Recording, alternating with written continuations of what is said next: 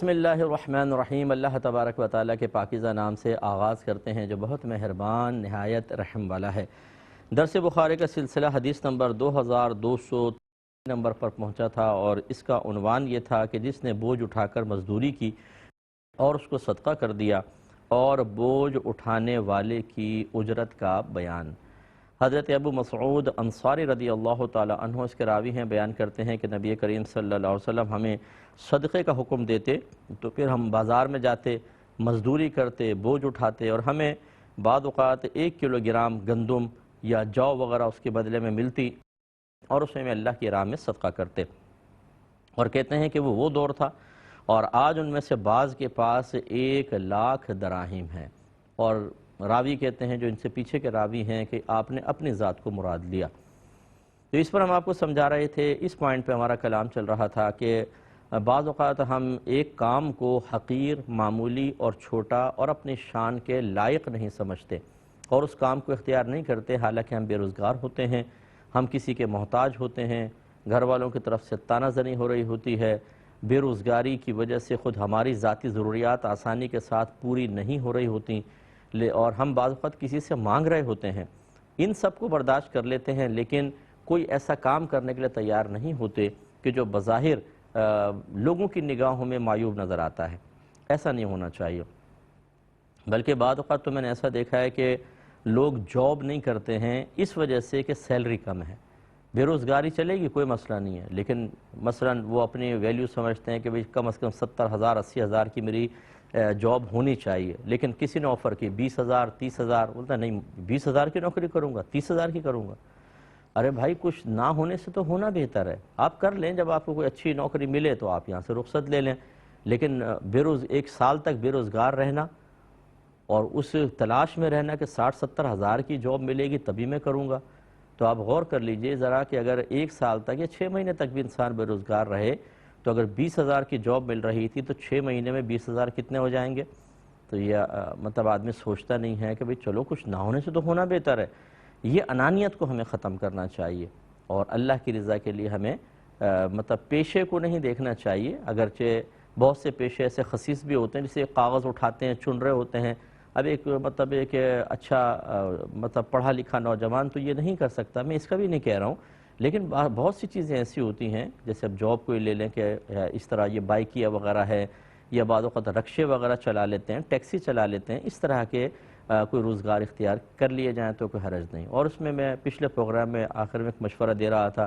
کہ ہمیں پڑھنے کے ساتھ ساتھ ایسے کورسز کر لینے چاہیے کہ ہم انٹرنیٹ پر آن لائن کچھ کام کر کے ارننگ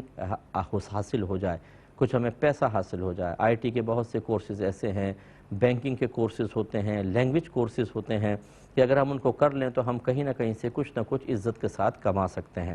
اگر صرف آپ پڑھائی پر توجہ کریں اور اسی کو بنیاد بنا کر چاہیں کہ روزگار حاصل ہو تو یہ آج کل بہت ہی مشکل ہے۔ اسی طرح کوئی پارٹ ٹائم کام سیکھ لے، الیکٹریشین کا کام ہے، پلمبر کا کام ہے، دیگر ہے، اور درزی کے کام ہوتے ہیں، آپ جاب بھی کر لیں، پارٹ ٹائم یہ چیزیں بھی اگر ہوں تو انسان کم از کم بے روزگار نہیں رہتا، وقتی طور پہ کچھ کر ہی لیتا ہے۔ تو امید ہے کہ ان باتوں کو ہمیں سمجھنا چاہیے، اور خاص طور پہ اپنی بچیوں کو ایسا کام ذرا سکھانا چاہیے، یعنی اگر ایسے کام سے مراد کہ وہ اپنے گھر میں رہ کر کچھ ایسے کورسز کر چکی ہوں کہ انٹرنیٹ پر اور دیگر ذرائع سے گھر میں رہ کر وہ حلال رزق کما سکیں۔ آگے نہ معلوم حالات کیسے ہوں تو ہماری بچیاں جو ہیں وہ کم از کم کسی اور کی محتاج نہیں رہیں گی، یا اگر بچیوں کو اس طرح کی کوئی چیزیں ہم نے نہیں سکھائیں تو یہ ہو سکتا ہے کہ پھر ایسے حالات ہو جائیں کہ ان بیچاریوں کو کمانے کے لیے باہر نکلنا پڑے، اور باہر کے حالات جو ہیں وہ آپ اچھی طرح سمجھتے ہیں کہ ایک عورت آج کہیں جا کر عزت کے ساتھ اور اپنے مطلب تمام تر معاملات کی حفاظت کے ساتھ رزق حلال کما لے، یہ ناممکن نہیں تو مشکل ترین ضرور ہے۔ تو اس لیے بہتر ہے کہ اپنی بچیوں کو ایسے کورسز موجودہ حالات کے اعتبار سے کرائے جائیں۔ اور پھر جو آپ نے آخری بات فرمائی کہ ایک وہ معاملہ تھا کہ سارا دن کی مزدوری کے بعد ہمیں 1 کلو گندم یا جو حاصل ہوتی، اور آج یہ ہے کہ کسی کے پاس 1,00,000 دراہم ہیں۔ تو یہ آپ نے تغیر زمانہ کی طرف اشارہ کیا کہ ایک زمانہ رسول تھا کہ جس میں نبی کریم صلی اللہ علیہ وسلم چونکہ اس بات کو محبوب نہیں رکھتے تھے کہ صحابہ کرام اس دور میں جب کہ وہ سرکار کے سامنے ہوں کسی بھی جہت سے دنیا کی طرف بظاہر مائل ہوں، بلکہ سرکار یہ چاہتے تھے، کیونکہ وہ ابتداء اسلام کا دور تھا، اس زمانے میں بھی زیادہ کمانا کوئی منع نہیں تھا۔ کئی صحابہ ایسے تھے جو تجار تھے، وہ تجارت کرتے تھے اور اچھا خاصا ان کے پاس پیسہ تھا، جیسے حضرت عبد الرحمن بن عوف ہیں یا حضرت عثمان غنی رضی اللہ تعالی عنہ، ان کے پاس بڑا پیسہ تھا اور اسی لیے انہوں نے اسلام کے لیے بہت کچھ دیا، منع نہیں تھا، لیکن وہ چونکہ شروع اسلام کا دور تھا اور نبی کریم صلی اللہ علیہ وسلم یہ چاہتے تھے کہ صحابہ کرام دیگر چیزوں میں مشغولیت کے بجائے زیادہ سے زیادہ اسلام کی ترویج اور ترقی کے لیے کام کریں، ہم زیادہ سے زیادہ اسلام کو پھیلائیں، زیادہ سے زیادہ لوگوں کو اسلام میں داخل کریں، تاکہ جب دنیا سے پردہ فرما جائیں تو بہت سارے کام کرنے والے لوگ موجود ہوں، اور ایسا ہوا بھی۔ تو اس لیے وہ دور کچھ اور تھا، لیکن چونکہ نبی کریم صلی اللہ علیہ وسلم نے رزق حلال کو بکثرت جمع کرنے، کمانے یا جمع رکھنے اور سے منع نہیں فرمایا، ہاں یہ ضرور ہے کہ اس میں حقوق متعین کر دیے تھے کہ آدمی سب سے پہلے تو رزق حلال کمائے، پھر اگر جمع رکھنا چاہتا ہے تو رکھ سکتا ہے اپنے لیے، اپنے بچوں کے لیے، اپنے موجودہ حالات کے تحت، لیکن اس میں غریبوں کا حق ہے، رشتہ داروں کا حق ہے، پھر اللہ کا حق ہے، زکوٰۃ، فطرہ اور قربانی، اگر زیادہ پیسہ ہے، حج کے سیزن آ گیا تو حج فرض ہے، اس میں خرچ کرے۔ اسی لیے صحابہ کہتے ہیں کہ پھر 1,00,000 درہم ہمارے پاس تھا۔ اس کا مطلب یہ ہوا کہ بعض لوگ یہ سمجھتے ہیں کہ تصوف اس چیز کا نام ہے کہ کوئی نعمت اپنے پاس نہ ہو۔ بڑی معذرت کے ساتھ میں گزارش کرتا ہوں کہ میرے آقا صلی اللہ علیہ وسلم سے بڑھ کر تصوف کو جاننے والا کوئی نہیں تھا، اور صحابہ کرام علیہم الرضوان جنہوں نے براہ راست نبی کریم صلی اللہ علیہ وسلم کی صحبت حاصل فرمائی، ان سے بڑھ کر صوفی کوئی نہیں تھا۔ یہ کہاں سے ہم نے تصوف کا یہ ایک رنگ نکالا کہ کوئی چیز اپنے پاس ہی نہ رکھو، ہر چیز دور کر دو؟ نہیں، بلکہ آپ رکھ سکتے ہیں، آپ ایک مکان بنا سکتے ہیں، آپ گاڑی رکھ سکتے ہیں، آپ دنیاوی جو آسائشیں ہیں ان سے حظ حاصل کر سکتے ہیں، لیکن یہ چیزیں ہمیں اللہ کی یاد سے غافل نہ کریں۔ یہ اللہ کی نعمتیں ہیں، ان نعمتوں سے استفادہ کرنے میں، فائدہ حاصل کرنے میں شریعت نے کوئی ممانعت نہیں فرمائی۔ جیسے میں نے آپ کو بارہا اس پہ دلائل دیے ہیں کہ ایک صحابی نبی کریم صلی اللہ علیہ وسلم کی خدمت میں حاضر ہوئے تو بڑے مفلوق الحال سے نظر آئے۔ رحمت کونین صلی اللہ علیہ وسلم نے دریافت فرمایا کہ کیا آپ کے پاس کچھ مال نہیں ہے؟ عرض کیا رسول اللہ کا شکر ہے، ہر طرح کا مال ہے، مویشی ہیں، باغات ہیں، دراہیم ہیں، دنانیر ہیں۔ تو رحمت کونین صلی اللہ علیہ وسلم نے ارشاد فرمایا تو پھر اللہ کی نعمت کا اثر تم پر ظاہر ہونا چاہیے۔ اب نعمت کا اثر جسم پر بھی ظاہر ہونا چاہیے، اگر مکان ہے تو مکان پہ ظاہر ہونا چاہیے اور دیگر ذرائع سے ہونا چاہیے۔ یہ سرکار نے منع نہیں فرمایا۔ وَأَمَّا بِنِعْمَةِ رَبِّكَ فَحَدِّثْ، اللہ تعالیٰ قرآن میں فرماتے اور بہرحال اللہ تعالیٰ کی نعمت کا خوب چرچا کرو۔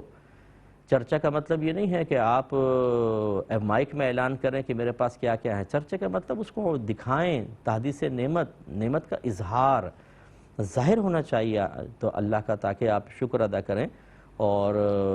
بظاہر آپ کا حال جو ہے اللہ تعالیٰ کی نعمتوں کے باوجود ان کا شکوہ کرتا ہوا نظر نہ آئے، یہ چیز اللہ کو محبوب نہیں ہے۔ ہاں وہی بات ہے کہ وہ آپ میں بخل پیدا نہ کرے، وہ آپ میں تکبر پیدا نہ کرے، وہ آپ کو کسی کے حق کی ادائیگی سے نہ روکے، یعنی مال کی ایسی محبت پیدا نہ ہو جائے، ورنہ پھر مال کوئی نقصان نہیں دیتا بلکہ باعث بلندی درجات ہے۔ اگلے باب کی طرف آتے ہیں، بابو اجر السمسراتی، سمسرہ کہتے ہیں ایجنٹ کو، ایجنٹ کی اجرت کا باب، یعنی جیسے پراپرٹی ڈیلرز ہوتے ہیں، یا اس زمانے میں بعض لوگ ایسے ہوتے تھے جو جیسے کوئی دیہاتی آیا اپنا سامان بیچنے کے لیے تو وہ کہتے تھے کہ ہم بازار میں تیرے سامان بکوا دیتے ہیں، ہمیں اتنا پیسہ دے دینا۔ یہ اس طرح کے اپنی خدمات پیش کر کے اس کا کمیشن لینا، اس کا یہ باب ہے۔ اور اس میں جو حدیث لے کر آئے ہیں وہ حدیث نمبر ہے 2200۔ حضرت ابن عباس رضی اللہ تعالی عنہما اس کے راوی ہیں، یہ بیان کرتے ہیں کہ نبی کریم صلی اللہ علیہ وسلم نے سواروں سے ملاقات کرنے سے منع فرمایا، اور یہ کہ شہری دیہاتی کے لیے فروخت نہ کرے۔ یہ پہلے آپ کو یاد ہوگا، جو ریگولر دیکھنے والے ہیں، کئی حدیثیں پہلے اس طرح کی آ چکی ہیں۔ سرکار کے فرمانا کہ سواروں سے ملاقات نہ کرے، یعنی اس سے منع فرمایا۔ اس کا مطلب کیا ہے کہ وہی جیسے باہر آتے تھے قافلے اور وہ شہروں کے اندر کوئی چیز لاتے تھے تو بعض لوگ باہر جا کے ان سے پہلے ہی مل کر وہ چیزیں خرید لیتے تھے۔ اس طرح نہ ان کو مارکیٹ کا پتہ چلتا، نہ جو شہر کے اندر ہوتے تھے انہیں پتہ وہ کس بھاؤ بیچ رہے ہیں، اور وہ لا کے پھر اپنی منمانی قیمت پر بیچنے کی کوشش کرتے۔ اس طرح ان کو بھی نقصان ہوتا اور بعض اوقات شہر والوں کو، تو یہ سرکار نے منع فرمایا۔ اسی طرح شہری دیہاتی کے لیے فروخت نہ کرے، یہ ایک طریقے سے ایجنٹ بننے سے منع فرمایا، لیکن یہ اس صورت میں ہے کہ جب کوئی خیانت کرے، غلط قسم کی مطلب جھوٹ بولے، جیسے دیہاتی چیز لا رہا ہے، اگر وہ شہر تک پہنچ جائے تو اس کو ایک چیز کے 1000 ملیں گے، لیکن وہ جا کر اس طرح کہہ دے کہ بھئی یہ آپ کو اتنے نہیں ملیں گے وہاں پر، آپ مجھ سے 700 روپے لے لیں، اس طرح کہہ کر اس بیچارے کو نقصان کا شکار کروا دے۔ اور اس پہ میں نے آپ کو پہلی بات سمجھائی تھی کہ اللہ تعالیٰ ایک مخلوق کے ذریعے دوسری مخلوق کو رزق عطا فرماتا ہے، یہ روایات کا مفہوم ہے۔ تو بعض اوقات ایسا ہوتا ہے کہ میں نے اپنے کھیت میں ایک چیز اگائی، اگر میں اس کو 100 روپے کا بھی بیچوں تو مجھے گھر میں 20 روپے کی پڑی ہے، مجھے 80 روپے مل رہا ہے نفع، وہ میرے لیے بہت، لیکن بازار میں وہی چیز 500 روپے کی مل رہی ہے، یعنی اب وہ یعنی بک سکتی ہے، لیکن اب اگر میں کسی کو جا کر بیچتا ہوں اور 80 روپے نفع پہ راضی ہو جاتا ہوں تو وہ اس کو مزید 500 کی بیچے گا، تو گویا کہ اس کو تو 400 روپے نفع مل رہا ہے۔ تو یوں اللہ تعالیٰ بعض اوقات ایک سے دوسرے کو نفع پہنچاتا ہے، اور آپ یہ دیکھیں کہ دونوں کو کوئی نقصان نہیں، اس نے نفع کم پہ راضی، اس کو 20 کی پڑی تھی 100 کی بیچ رہا ہے، پھر بھی بہت نفع، اور اللہ تعالیٰ نے اس کے ذریعے اس کو بھی نفع پہنچا دیا۔ یہی اللہ تعالیٰ کے مطلب اس کی عادت کریمہ جاری و ساری ہے، اور ہم بیچ میں پہنچ کر کسی کو ہوشیار کر کے اسے نقصان پہنچائیں یا اس کو نقصان پہنچائیں، یہ صحیح نہیں ہے، اس چیز سے منع فرمایا۔ ورنہ ایجنٹ ہونا اور کمیشن لینا یہ ایک طریقے سے اپنی سروس کی اجرت ہوتی ہے، اور شریعت نے اس سے منع نہیں فرمایا ہے۔ اگلے باب کی طرف آتے ہیں، باب هل یواجر الرجل نفسه من مشرک فی ارض الحرب، کیا کوئی مسلمان دارالحرب میں کسی مشرک کی مزدوری کر سکتا ہے؟ تو یہ آپ کو پہلے سمجھایا تھا کہ دارالحرب جو ہوتا ہے وہ ایک ایسا مقام ہوتا ہے فقہا کے نزدیک کہ جس میں نہ کبھی اسلامی حکومت رہی ہو نہ اب ہو، وہ دارالحرب کہلاتا ہے۔ جیسے نبی کریم صلی اللہ علیہ وسلم کے دور میں مکۃ المکرمہ کہ سرکار نے اسلام کا اعلان فرمایا،